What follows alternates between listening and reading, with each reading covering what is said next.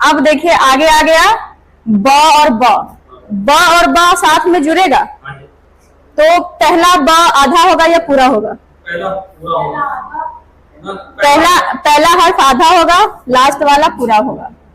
तो पहले हम लिखेंगे आधा ब को गोल रखेंगे, फिर जोड़ेंगे ऐसे। अब देखिए जोड़ पे ध्यान दीजिए, ये बातें सीखने वाली है, ये आपको आगे जाके डिस्टर्ब करेगी, आपको पता नहीं चलेगा कि हम कैसे शक्ल तैयार करें, ठीक है। तो बे के साथ हमने ब को देखिए कैसे जोड़ा है,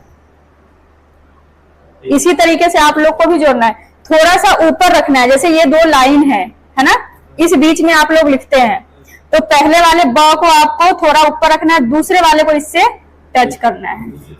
अगर आपका ये नुक्ता ऊपर एडजस्ट नहीं हो रहा है तो आप इसको नीचे लगा दीजिए, ऐसे लिखना है, ठीक।